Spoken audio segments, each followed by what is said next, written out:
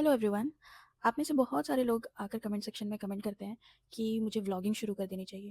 मुझे लगता नहीं है कि व्लॉगिंग मेरे बस की बात भी है, लेकिन आज फाइनली मैं घर जा रही हूँ तो मैंने सोचा चलो इसे ही शूट कर लेते हैं।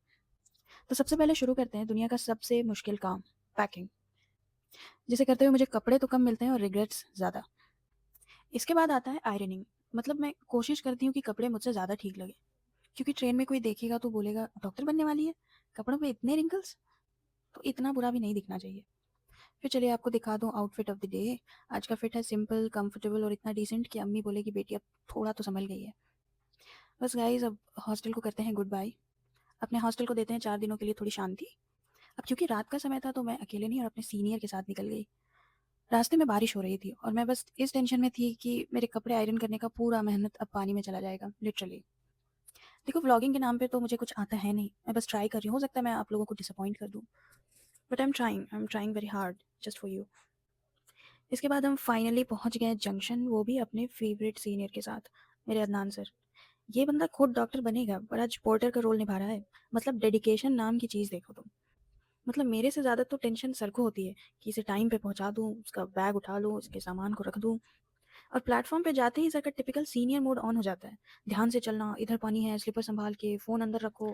फिर फाइनली सर ने मुझे ट्रेन तक छोड़ दिया पूरा वीआईपी ट्रीटमेंट देकर। एंड में he made sure that everything was okay. सिर्फ 6 घंटे का सफ़र था, लेकिन सर ने मुझे एक झोला भर के स्नैक्स दे दिया। पर ये उनका लव लैंग्वेज है, वो अपने सारे जूनियर्स को, लिटरली एवरी जूनियर, उनको बहुत खिलाते हैं। ट्रेन के विंडो से बाहर देखकर मैं बस यही सोच रही थी कि लाइफ कितनी फास्ट जा रही है और मैं यहाँ कितने दिनों बाद स्लोमो में बारिश देख रही हूँ।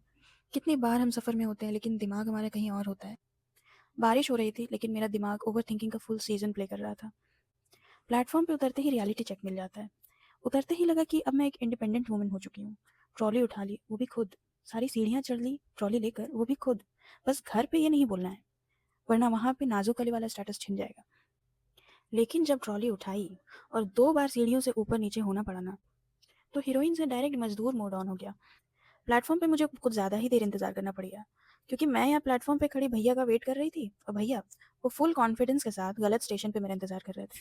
फाइनली भैया आ ही गए और जैसे ही मैं कार में बैठी, दोनों ने मिलके फुल गप्पे-शप्पे शुरू कर दी। 5 मिनट बाद मैं सीधा बेहोशी मोड में चली गई। भैया बोल रहे थे और मैं सिर्फ ऑटो रिप्लाई दे रही थी, हाँ, सही है, ठीक है। फिर एम्स का बॉयज़ हॉस्टल दिखा और मैं 1 सेकंड को अलर्ट हो गई। बस बोर्ड ही देखकर नींद खुल गई, पर 2 सेकंड बाद मैं फिर सो गई। Priorities you know. घर पहुंचते ही बस एक ही चीज़ दिख रही थी, बेड, बस बेड। ऐसा लग रहा था जैसे वो मुझे बुला रहा हो, आजा बेटी, सोने का पूरा माहौल बना हुआ है। फिर मैंने पर्दे किए बराबर, सोने का फुल माहौल बनाकर मैं सो गई। अपने रूम का सुकून ही अलग होता है ना। यहाँ की हवा भी अपनी लगती है, बेड भी, ब्लैंकेट भी, और खुद को भी यहीं सबसे ज़्यादा घर जैसा महसूस होता है। कितना भी दुनिया घूम लो, सुकून अपने घर में ही होता है। फिर उठते ही मैंने अपनी छोटी-सी बेबी का गिफ्ट अनबॉक्स किया, जो मैं लेकर आई थी उसके लिए, उसकी पहली बैलेंस बाइक। और मैंने सोचा इसके उठने से पहले ही बना लूँगी, ताकि एक क्यूट सा सरप्राइज़ दे सकूँ। ये बाइक बनाना सीरियसली बहुत टफ था। पार्ट्स इतने सारे थे कि लगा मार्वल का आयरन मैन सूट असेंबल कर रही हूँ। मैं तो 5 मिनट में ही थक गई। मैनुअल ने मुझे ऐसा कन्फ्यूज़ कर दिया, जैसे लड़के क्या चाहिए मैं कन्फ्यूज़ करते हैं। और फाइनली बाइक बन ही गया मेरे से। इतना सुकून मिल रहा था, लग रहा था मैंने नासा का रॉकेट असेंबल कर लिया हो। थक तो गई थी, पर कोई नहीं, रिज़ल्ट तो क्यूट था।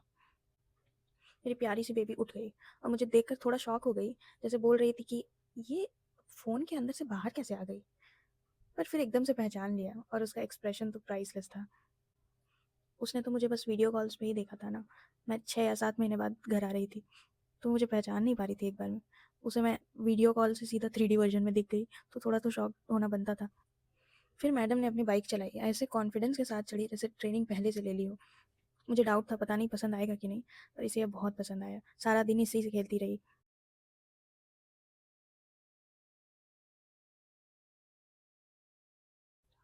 और फिर जब बाइक से बोर हो गई, मैडम सीधा अपनी कार ड्राइव पे निकल गई। इतनी छोटी-सी और इतना एटीट्यूड। आजकल के बच्चों का भाई स्वैग ही अलग होता है। फिर मैंने भी उसकी हवा टाइट कर दी, क्योंकि मेरे सामने एटीट्यूड नहीं बच्चे। फिर थोड़ी देर के बाद मैडम का एटीट्यूड थोड़ा कम हो गया मेरे सामने बचकर ही रहती थी। और फिर आ गया मेरा सबसे फेवरेट काम, जिम। सारी थकावट यहीं दूर हो जाती है। जिम के बाद फ्रेश होकर सीधा निकल गई फार्म हाउस की तरफ, क्योंकि मौसम लिटरली बहुत ही अच्छा हो रहा था। और मैंने सोचा कि अगर हर कोई पहाड़ों वाले रास्ते को ही दिखाएगा, तो गाँव के रास्तों को कौन दिखाएगा?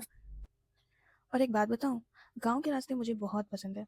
सिटी का फैंसी वाइब अपनी जगह, पर गाँव के रास्ते का सुकून ही अलग होता है। और अब फार्म हाउस आने वाला था। हाँ, वो वाला फार्म हाउस जो अभी पूरी तरह बना नहीं है। अभी सिर्फ़ टाइम और थोड़ा-सा इमेजिनेशन ही लगा हुआ है उसमें। पर ड्राइव करते हुए मैं ऑलरेडी उसका फाइनल लुक सोच रही थी, जहाँ मैं बैठकर चाय पीऊँगी और जहाँ मैं बस शांति से चिल करूँगी। बस थोड़ा टाइम और मेरा फार्म हाउस ड्रीम रेडी। और ऊपर से मौसम, उफ़! इतना प्यारा था कि लग रहा था नेचर ने खुद ही मेरा वेलकम बैक प्लान किया हो। हल्का-सा ठंड का एहसास, हवा बिल्कुल सॉफ्ट, आसमान इतना clean, perfect drive weather. Scooty मेरी बहन चला रही है, क्योंकि ऑब्वियसली मेरे आते ही उसको आवारागर्दी लाइसेंस मिल जाता है। जब मैं हॉस्टल में होती हूँ, तो बेचारी सीधी शरीफ बच्ची बनकर रहती है। पता है इस लोकेशन को देख के मुझे कौन किस गाने की याद आती है? वो गाना आपने सुना होगा ना, जंगल तेरे पर्वत तेरा, वो चौदहवीं की चाँद वाला गाना। बस उसी तरह। मैं आपको दिखाती हूँ ऐसा क्यों। ये हम चलकर जा रहे हैं सीधा फार्म हाउस की तरफ। ये है नदी, इसके बाद दिखेगा आपको मेरा फार्म हाउस, जो कि अभी कंप्लीट नहीं है। ये आपको पहाड़ दिख गया, और ये जो सामने इनकम्प्लीट वो स्ट्रक्चर बस दिखा, वो हमारा फार्म हाउस बनने वाला है। और ये पहले गोडाउन था, लेकिन इसे अब्बू ने किसी को दे दिया है ऐसे ही टेम्परेरीली रहने के लिए। और ये प्यारी सी बच्ची उन्हीं की है जिसे मैंने डरा दिया, क्योंकि ये तो मेरा फेवरेट काम है। उधर अम्मी परेशान हो रही थी और कॉल पे कॉल किए जा रही थी कि कौन से जिम में चली गई कि 5 घंटे हो गए, तो हमें वापस भी निकलना था। वापस जाते जाते आवारागर्दी रुकनी नहीं चाहिए, इसलिए हम कहीं और भी रुक गए। ऐसा कोई प्लान नहीं था, बट मेरी आदत है लोगों की हेल्प करने की। तो एक दादा दिख गए, तो उनसे मिलने के लिए मैं चली गई। और वो इतने खुश हो गए कि स्माइल आप उनके चेहरे पे देख ही सकते हैं। फिर उन्होंने दादी को बोला कि इनके लिए जल्दी से पुदीने का जूस बनाओ, तो दादी एकदम फ्रेश पुदीना हार्वेस्ट करना शुरू कर दिया। हमने जूस के लिए तो मना कर दिया, लेकिन वो माने नहीं। पपीता, पुदीना और भी पता नहीं क्या-क्या पैक करके देने लगे। मैं उनसे पूरे 1 साल के बाद मिल रही थी। वो मेरे अपने दादा नहीं हैं, लेकिन मेरे दादा जैसे ही हैं। And you can see how happy he was. मेरा तो मूड फ्रेश हो गया था, घर पे ऐसे भी बोर ही होती। अब घर की तरफ ही जा रही थी। अगले व्लॉग में मिलूँगी शादी वाले घर में, तब तक के लिए अल्लाह हाफ़िज़।